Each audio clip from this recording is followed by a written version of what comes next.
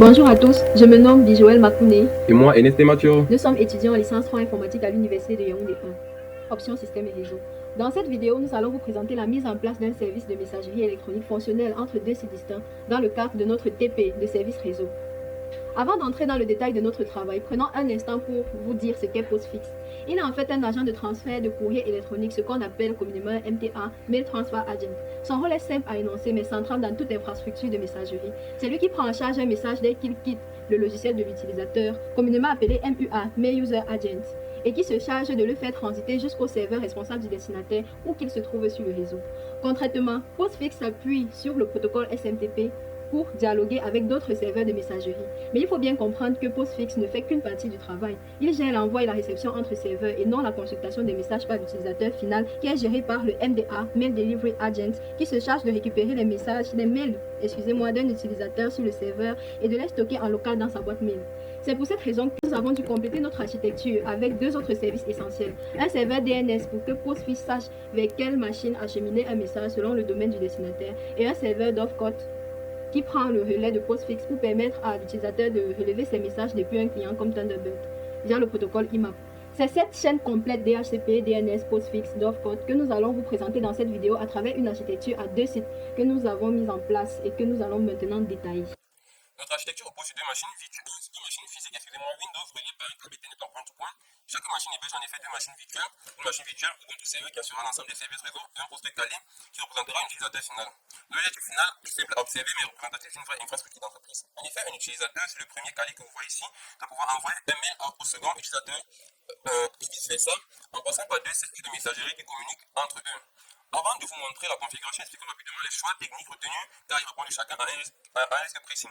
Premièrement, les quatre machines virtuelles sont configurées en mode réseau accès par pont, comme vous pouvez le voir ici, ce qui leur permet de partager le même segment réseau que les deux autres physiques. Vous avez dit quoi concrètement? Chaque VM sur le réseau sera considéré comme une entité à part entière, ce qui nous permettra ainsi de communiquer avec l'autre et éventuellement, et ce qui est le plus important même pour nous, de pouvoir communiquer avec les autres VM sur le second hôte. Deuxièmement, un seul serveur DHCP sera installé et configuré dans notre architecture. Comme vous pouvez le voir, c'est ce serveur-ci. C'est lui qui se chargera, de l'attribution des adresses IP dans le réseau. Troisièmement, nous utiliserons une zone DNS partagée, c'est la zone réseau 3.1 comme vous le voyez ici, avec ce serveur qui agira en maître pour cette zone et le second serveur en esclave pour cette zone. Ça veut dire concrètement, le premier serveur est celui qui dispose des informations de cette zone sur son disque physique, alors que le second serveur qui est l'esclave pour avoir les informations sur cette zone effectuera un processus appelé transfert de zone vers le serveur maître pour obtenir de l'information. Enfin, chaque serveur Postfix qui sera installé sur chacune de nos VM Ubuntu est responsable de son propre sous-domaine de messagerie. Par exemple, le premier, si nous voyons mail, réseau 3.LAN et le second mail, réseau 3.LAN. Et comme vous le constatez, c'est deux domaines différents. Et c'est la résolution des enregistrements MX qui permettra à chaque serveur de savoir avec qui relier le courrier destiné à notre site en temps réel. Regardez passons à la partie configuration. Comme je l'ai dit, pour cette configuration, nous aurons besoin de deux machines physiques avec des systèmes Windows installés que sur Windows 10 ou Windows 11, il n'y a pas de souci, et d'un câble Ethernet. Une fois que vous mettez sur le câble, vous assurez que vous les connectez sur vos entrées Ethernet des deux machines. Une fois ceci fait, vous allez dans Windows Recherche, vous cliquez panneau de configuration, réseau Internet, et ensuite vous redirigez le centre réseau et partage. Vous arrivez, vous cliquez sur l'icône de ceci, ensuite vous quittez. Et attendez un instant. Une fois ceci fait, vous cliquez sur protocole Internet version 4. Ici, vous allez cliquer sur utiliser l'adresse IP suivante. Vous allez définir une adresse IP et rassurez-vous que le masque, c'est très important, ça signifie pour traduire notre slash 24. Une fois ceci fait, vous cliquez sur OK. OK, et vous fermez. Et sachant que vous devez faire la même config pour la seconde machine en attribuant la deuxième adresse sur le réseau. Une fois ceci fait, pour se rassurer que tout fonctionne, je vais effectuer un ping de la deuxième machine que je viens de configurer également. Comme nous pouvons le constater, le ping, ça veut dire que les deux machines physiques sont en réseau, ce qui constitue ainsi la première étape de notre configuration. Comme nous le voyons, effectivement, il y a des enregistrements, ce qui signifie qu'il y a effectivement le transfert de zone. Et deuxième très important. Passons maintenant au plan de configuration des adresses IP de nos deux serveurs. Comme vous pouvez le voir sur cet écran, le premier serveur aura cette adresse et le second celle-ci. Pour ce faire, nous allons modifier le fichier de configuration de notre plan avec la commande que vous voyez à l'écran. Nous désactivons le service DHCP avec DHCP 4. Nous attribuons les adresses avec adresse 6. Nous spécifions l'adresse correspondante. Ici, le serveur esclave donc .20 comme vous l'avez constaté sur l'architecture. En ce qui concerne le serveur maître, nous allons juste mettre un .10. Pour configurer le DNS, l'adresse du serveur DNS correspondante aux deux VM Ubuntu seront l'adresse du serveur maître car c'est elle qui faut autorité sur cette zone. Pour appliquer les changements effectués sur le niveau de la commande, suivons les plans apply. Et nous vérifions si les configurations étaient effectives avec DBA. Passons maintenant à la configuration du serveur DHCP qui se fera sur un seul serveur uniquement afin d'éviter tout conflit d'attribution d'adresse. Dans le fichier dhcpd.conf, comme vous pouvez le voir à l'écran, nous définissons les plages d'adresse distribuées aux clients, le nom de domaine transmis automatiquement et les adresses des serveurs DNS à utiliser qui sont nos deux serveurs BIND. Nous enregistrons les modifications et les quittons. Nous redémarrons le service pour appliquer les changements effectués et après le redémarrage, nous vérifions son statut avec les commandes que vous voyez à l'écran. Il doit apparaître comme actif en cours d'exécution. C'est ce service qui va, dans quelques instants, attribuer automatiquement une adresse IP à nos deux machines Kali. Nous faisons actuellement la configuration du service DNS avec Bint9. Sur le premier serveur, Bint9 est configuré comme serveur DNS maître pour la zone réseau 3.LAN. Nous éditons le fichier name.conf.local comme vous pouvez le voir à l'écran. Zone permet de spécifier la zone partagée ici, réseau 3.LAN. Type permet de spécifier qu'il s'agit du serveur maître ici. File permet d'indiquer où se trouvent les informations de la zone en local. AlloTransfer autorise explicitement le second serveur à venir récupérer une copie de cette zone. Ensuite, nous définissons une zone inverse qui nous permet tout simplement de faire la résolution inverse.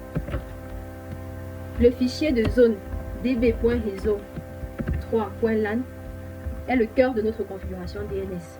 Pour y accéder, vous tapez la commande que vous voyez à l'écran.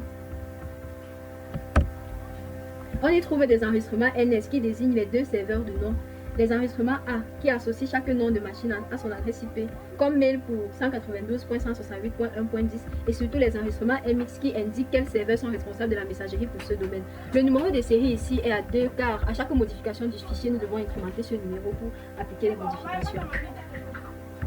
Avant tout redémarrage, NameCheckZone et NameCheckConf permettent de vérifier la syntaxe de nos fichiers afin d'éviter de casser le service avec une simple erreur de frappe. Une fois la syntaxe validée, nous redémarrons le service avec systemctl restart Bint9. Comme vous pouvez le voir à l'écran. Et nous confirmons avec systemctl statut qu'il est bien actif.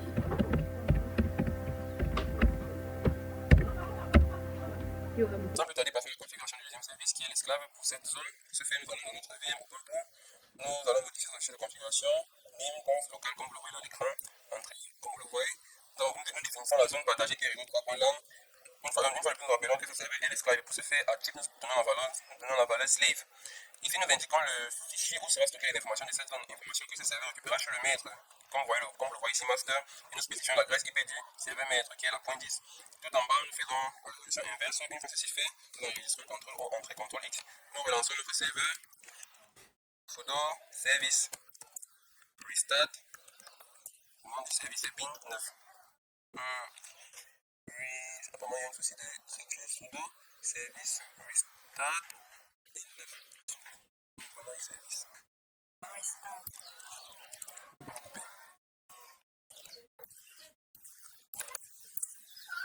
Une fois le service relancé, nous vérifions son statut. Et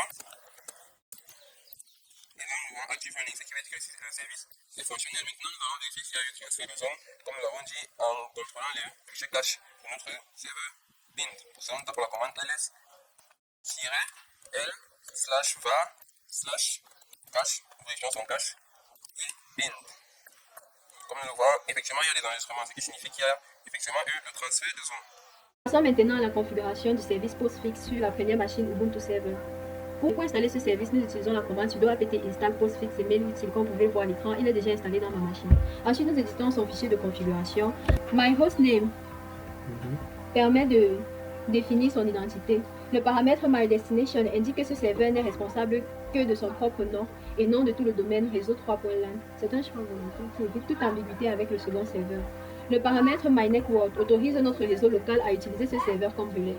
Et Home Mailbox égale maildir indique que chaque message reçu sera stocké comme un fichier individuel dans un format directement compatible avec Dovecot que nous verrons juste après.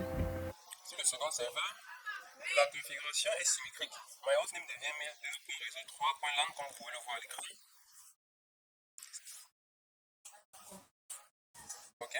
Et MyDestination ne couvre que ce nom précis. Chaque serveur reste ici responsable uniquement de ses propres utilisateurs.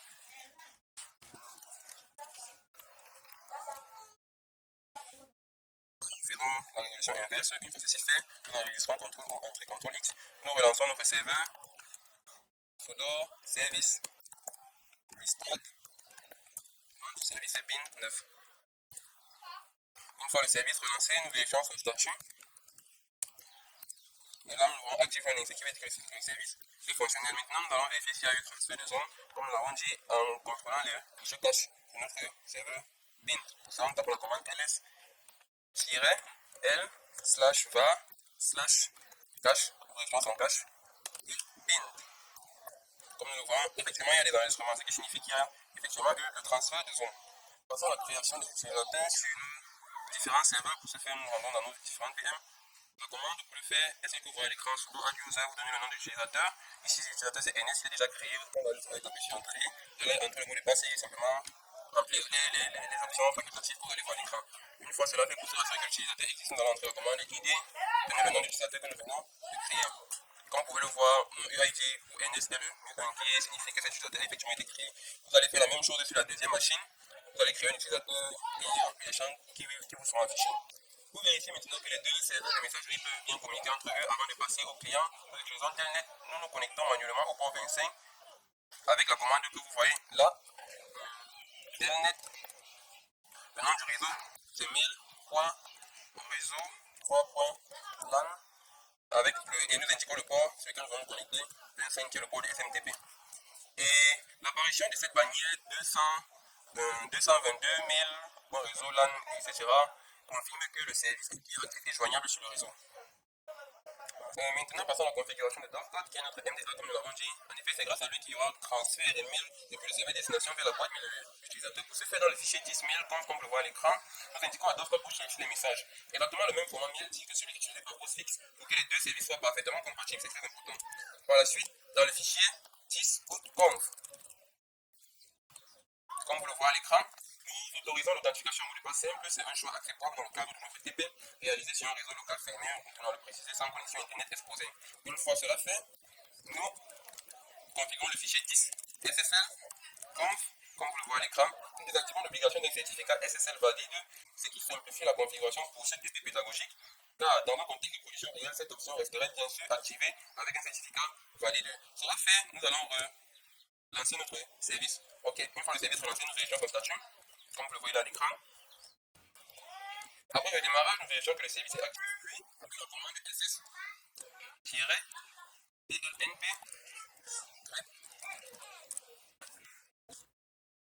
nous confirmons que le port 143, le port standard pour le protocole IMAP non chiffré est bien en écoute.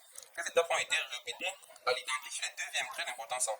Une fois notre outil Thunderbird est installé, voici à l'écran les paramètres déjà configurés pour le code de Ernest, pour l'utilisateur Ernest.